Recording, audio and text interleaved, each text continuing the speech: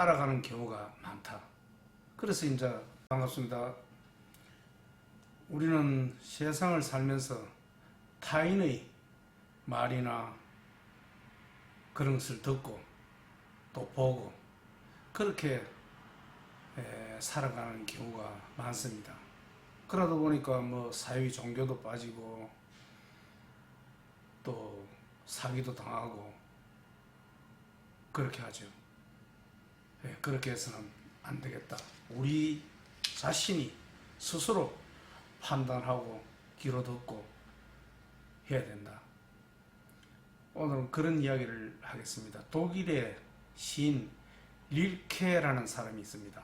이 사람이 시인인데 이 사람이 이제 시인이 돼가지고 이제 글을 쓰려고 이래 보니까 최선을 다해서 참 멋지게 시 작품을 썼는데 자기가 이제 쓰고 나서 이렇게 읽어보니까 어디서 본 듯하고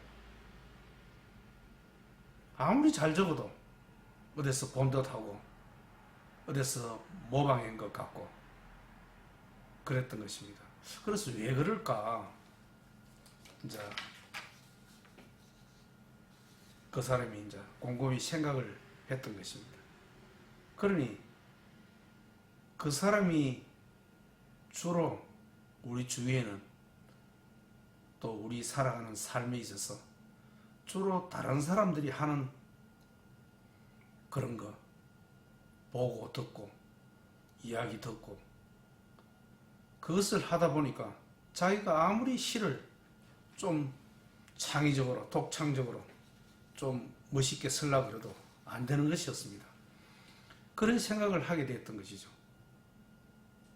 우리 세상이 그렇고 우리가 주로 그러다 보니까 스님이나 목사님이나 또 선생님이나 또 유명한 교수들이나 이런 사람들의 이야기를 듣고 아 그것이 맞는갑다 이렇게 맹목적으로 따라가는 경우가 많다. 그래서 이제 그 시인은 큰 결심을 하게 됩니다. 이제부터 나는 스스로 듣고 봐야 되겠다.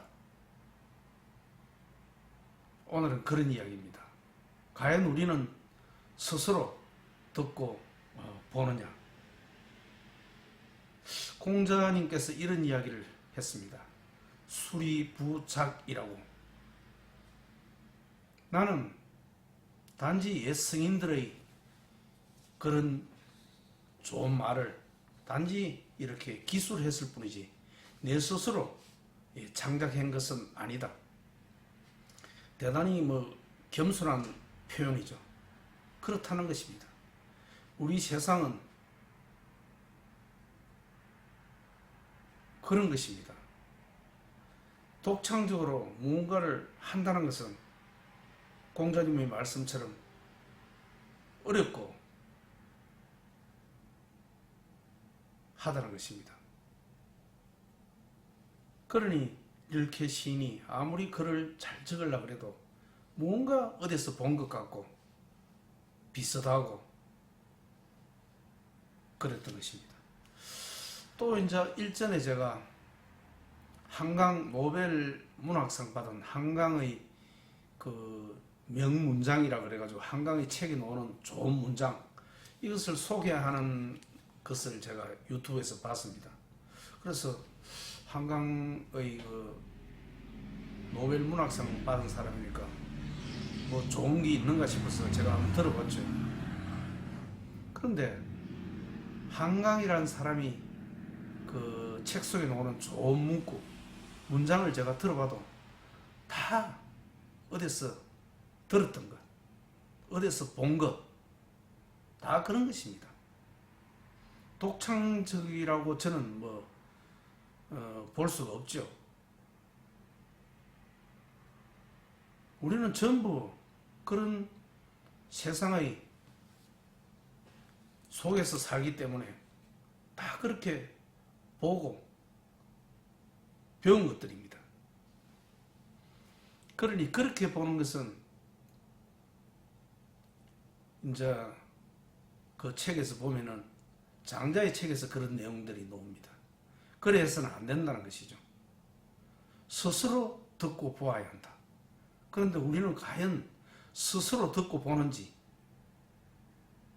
그것이 아니다는 것이죠. 그러다 보니까 스스로 듣고 보지 못하니까 어떻습니까?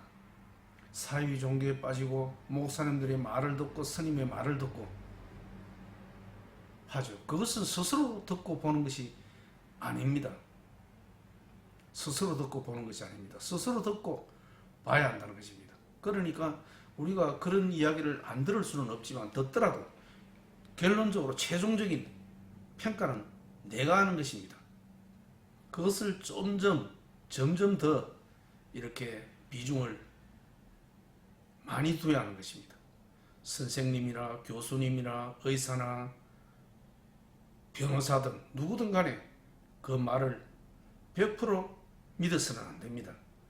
한 40%나 50% 정도만 참고하고 결국은 내 스스로 모든 것을 판단하고 해야 하는 것입니다. 예를 들어서 변호사들 어떤 뭐 소송 문제라든지 이런 게 있을 때 변호사 말을 듣고 100% 듣고 해서는 안 된다는 것입니다. 물론 참고를 해가지고 본인이 여러 군데 듣고 최종적으로 결론을 본인이 내야 하는 것입니다.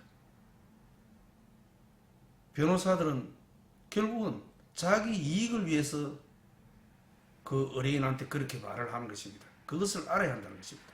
그렇게 진실된 그 뒷면을 알아야 한다는 것입니다. 그러니까 어리석게도 그냥 변호사들의 말을 믿고 소송을 한다든지 이렇게 될 때 그것은 제대로 본 것이 아니라는 뜻이죠. 제대로 봐야 한다는 것입니다. 의사의 말도 마찬가지입니다. 의사도. 그러니까 교수들도 누구든지 간에 스님이든 목사든 누구든지 간에 그 말을 액면 그대로 모는 대로 들어서는 안 된다는 것입니다. 그 이면을 봐야 한다는 것입니다. 그런데 우리는 그렇지 않죠. 많은 경우 일반적으로 알고 있는 그런 내용에 그대로 인정하고 수긍합니다. 그렇게 될 때 그것은 장자 이야기에서 보면은 그것은 본인이 스스로 보는 것이 아니다. 그것은 그 사람들이 내가 노예다 이런 뜻입니다. 그 사람들이 보라는 대로 내가 보기 때문에. 예를 들어서 유모차 같은 경우 어린이들 유모차 타고 있으면은 어떻습니까? 엄마가 유모차를 이리 가고 싶으면 이리 가고 저리 가고 싶으면 저리 가죠. 아이들은 그냥 따라갑니다. 어린이니까. 과연 우리가 제대로 된 자신만의 걸음을 걷고 있는지 한번 해볼 필요가 있다는 것입니다. 내 스스로 판단하고 이리 가고 싶으면 이리 가고 저리 가고 싶으면 저리 가야 되지. 유모차에 탔듯이 그렇게 어떤 권위 있는 사람이라 그래서 그 사람의 말을 100% 믿고 따라서는 안 된다는 것입니다. 일전에 제가 한번 영상에서도 한번 올렸는데 자현 스님이라는 사람이 나를 믿고 따르라. 나를 믿고 따르라. 그런 것은 내가 할 테니까 너희들은 무조건 내 말만 믿고 따르면 된다. 절대 그래서는 안 됩니다. 그 사람들이 그 사이비 교주들이 주로 그런 이야기를 합니다. 그러니까 맹목적으로 눈이 있어도 보지 못하고 귀가 있어도 듣지 못하고 맹목적으로 따라가는 것입니다. 결코 그렇게 해서는 안 된다는 뜻입니다. 장자에 나오는 혼돈 이야기라고 있습니다. 혼돈 이야기. 혼돈, 우리가 혼돈스럽다 이런 이야기를 하죠. 그런 그 동물이 있습니다. 혼돈이라는 동물이. 그 동물은 돼지처럼 생겼는데 눈도 없고 귀도 없고 아무것도 입도 없고 아무것도 없습니다. 그런데 이제 사람이 눈을 만들어주고 귀를 만들어주고 코를 만들어주고 입을 만들어주니까 그 혼돈이라는 동물이 7일 만에 죽었다는 이야기입니다. 그것은 무슨 뜻입니까? 그것은 타인이 만들어주는 대로 보고 듣고 먹고 한다는 것입니다. 그렇게 되면은 그것은 죽은 목숨이다 이런 뜻입니다. 결코 타인이 보라는 대로, 타인이 들으라는 대로, 타인이 하라는 대로 맹목적으로 해서는 안 된다는 것입니다. 맹목적으로. 성경에 보면 이런 이야기가 있죠. 보지 않고 믿는 자는 복이 있다. 이런 이야기가 있습니다. 성경에 보면. 결코 그래서는 안 되는 것입니다. 왜 그런 이야기가 나왔느냐? 그런 종교인들이, 신자들이 보지 못하게 하는 것입니다. 뭐를? 사후세계라든지 영혼이라든지 신이라든지 이런 것을 보지 못하게 하는 것입니다. 그리고 맹목적으로 자기들 말을 따라가는 것입니다. 그렇게 해야만이 자기들의 그 권위가 서죠. 그런데 어리석게도 그런 목사님이나 스님이나 이런 말을 맹목적으로 따르는 사람들이 많습니다. 그러니까 기도해라, 연불해라, 천도제 해라, 천도제 하면 너희 가정이 뭐 좋아진다 이런 이야기를 하죠. 그것을 믿는다는 것은 어리석다는 것입니다. 그러니까 스님들은 보지 않고 믿는 자가 복이 있다. 목사도 마찬가지입니다. 저는 불교 공부를 하고 하지만은 스님들하고 그런 문제에 대해서 대화를 나눕니다. 하지만 결코 기도라든지 연불이라든지 정초 기도라든지 수능 기도라든지 이런 거 이야기하지 않습니다. 영리에 대한 이야기, 바른 삶의 태도, 어떻게 해야 우리가 괴로움 없이 바로 살아갈 것인가, 이런 이야기를 합니다. 그러니까 보지 않고 믿는다는 것은 결코 그래서는 안 됩니다. 그것은 사위 교주들이 보지 않고 믿으라, 그렇게 해서는 안 됩니다. 그것이 뭐냐? 총명입니다. 귀가 밝게, 눈이 밝게 세상을 바로 말하는 뜻입니다. 그것은 그 사람들이 보라는 대로, 들으라는 대로 들어서는 안 된다는 것입니다. 불교에서는 이과에 이런 이야기가 있죠. 와스 보라. 와스 보라. 불교는 그런 기독교와 아주 많이 다릅니다. 부처님께서는 와서 직접 보라는 것입니다. 연기를 직접 봐라. 무상한 것을 직접 와서 봐라.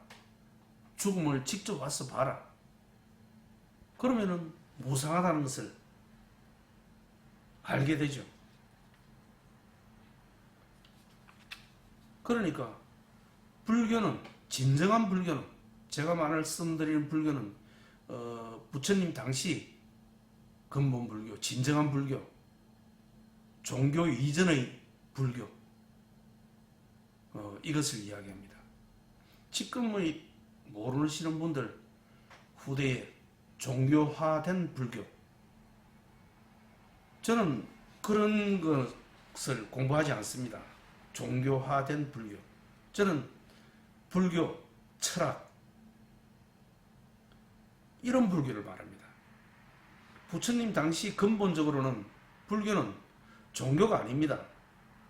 종교는 그 뒤에 불교를 종교화 시킨 것입니다.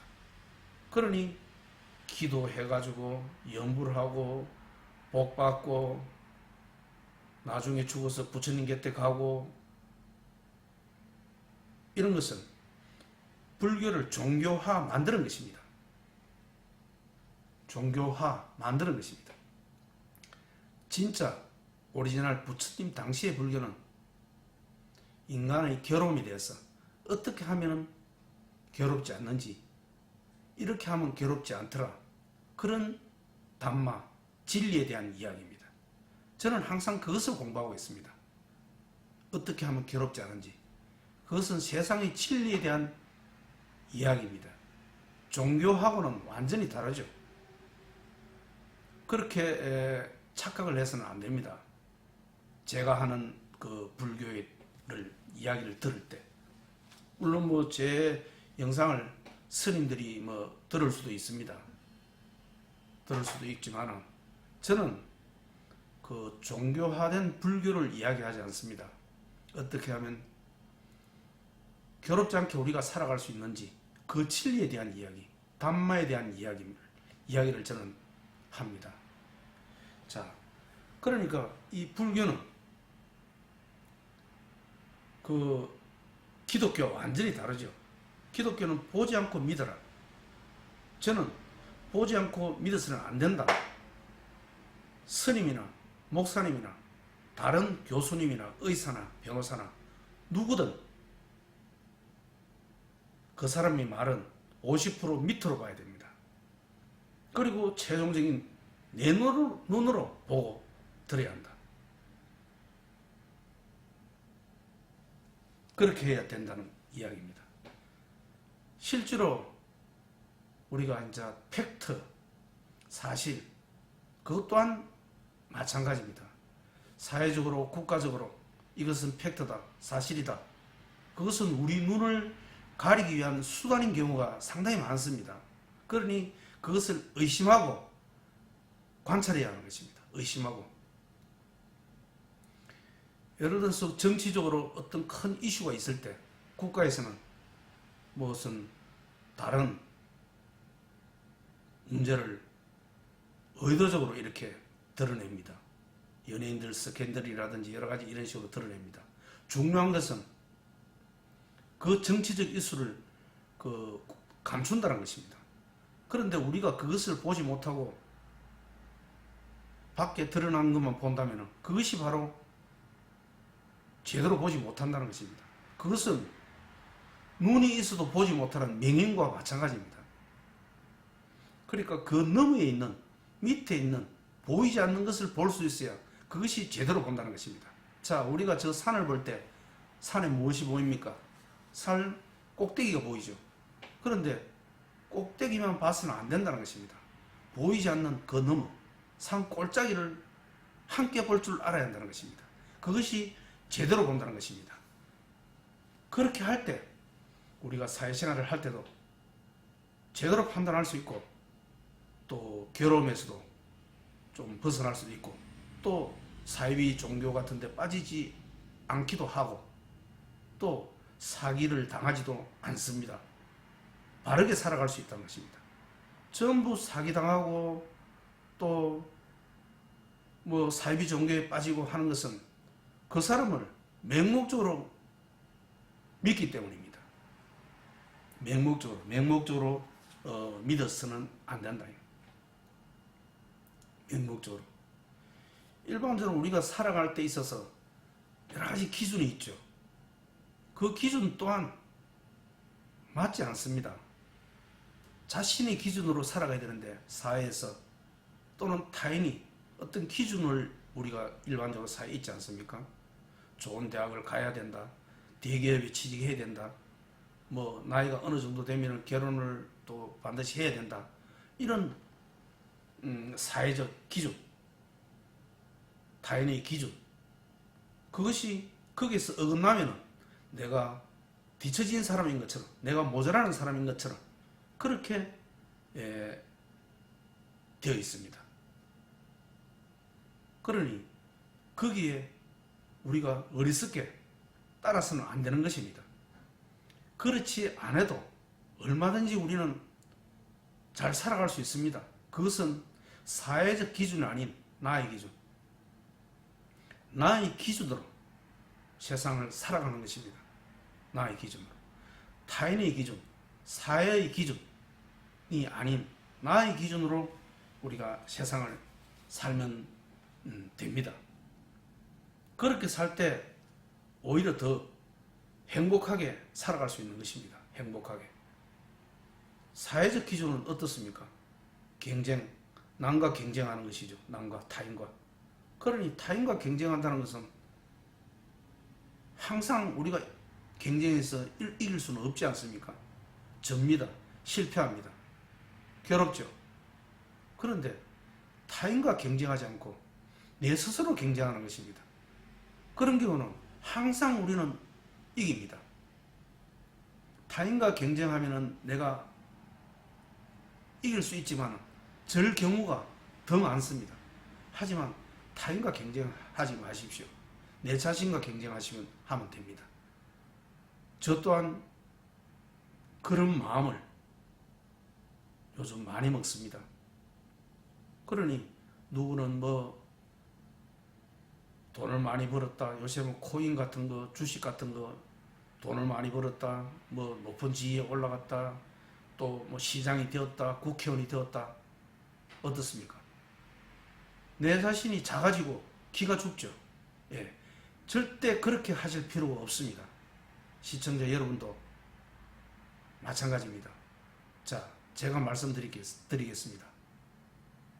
그런 사람의 이야기를 들으면 내 자신이 위축되고 작아지고 살맛이 안 나죠. 그렇게 할 필요 없습니다. 그 사람은 그 사람 나름대로 살아가고 우리가 알지 못하는 그런 애로사항들이 아주 많습니다. 불화할 필요가 없습니다. 내 자신이 성장하면서 내가 1년 전보다도 한 달 전보다도 어제보다도 내가 조금 나아진다면 그것은 성장하는 것, 성공으로 가는 것. 그러니까 즐겁죠. 왜? 성장하니까. 나아가고 있으니까. 그러니까 언제든지 내 자신과 경쟁해야 한다는 것입니다. 내 자신과. 그 기준은 내 자신에 대한 기준을 정해야 되지. 남의 눈, 타인의 눈, 사회의 눈에 초점을 맞춰서는 안 된다는 것입니다. 나의 기준으로 살아갈 때 그때 거기에 진정한 행복이 있지 않나. 왜? 그것은 실패가 없습니다. 나는 항상 성장하기 때문에 그렇습니다. 항상 성장하기 때문에. 예. 그러니까 결코 타인에 대한 것, 타인의 눈으로 보는 것, 타인의 귀로 듣는 것, 타인과 경쟁하는 것, 이렇게 될 때는 우리에게 괴로움이 따릅니다. 자, 그러면 제 같은 마인드를 가진다면 괴로움이 뭐 완전히 없어질 수는 없지만 많이 줄어들겠죠. 그것은 저의 관심사가 아닙니다. 저의 관심사는 항상 내로부터 출발하는 것입니다. 내로부터. 내가 한 달 전보다도 성장했고 어제보다도 성장했고 구독자가 한 달 전보다도 어제보다도 지금이 늘면은 저는 그것으로서 제 유튜브는 성장하는 것입니다. 제 자신도 성장하는 것입니다. 그러면 기가 죽고 내 자신이 작아질 이유가 없지 않습니까? 모든 것은 내 스스로에 대한 기준, 이것을 기준으로 살아가면 됩니다. 그 외에 타인, 사회, 국가는 전부 참고사항입니다. 결코 어떤 권위 있는 사람들이, 의사가, 변호사가, 뭐 유명한 교수들이 전부 참고사항입니다. 참고사항입니다. 모든 것은 내 스스로 내가 결정하고 내 눈으로 봐야 하는 것입니다. 독창적으로. 거기에서 무한한 힘이 나오는 것입니다. 그러니까 릴케라는 시인이 어떻습니까? 시인이 되려고 글을 적어보니까 글이 제대로 안 적히는 거예요. 자기는 최선을 다해서 글을 적었지만 보니까 전부 남들과 비슷한 것이었습니다. 그래서 그 사람이 그런 비범한 자각을 했던 것입니다. 아, 세상을 내 눈으로 봐야 되겠구나. 내 눈으로 봐야 되겠구나. 그러니까 한강 작가도 마찬가지입니다. 제가 한강 작가의 유명한 그런 맹구절을 보니까 전부 부처님의 말씀, 일반 우리가 알고 있는 내용, 그것입니다. 그러니까 독창적으로, 독자적으로 세상을 보고 자기 나름대로 깊은 고민 속에서 그 답이 나오는 것입니다. 깊은 고민 속에서. 그러니 어쩔 수 없이 우리는 세상과 더불어 살아가지만 그래도 모든 삶의 기준 또 세상을 보는 눈 이런 것을 독자적으로 볼 줄 알아야 한다.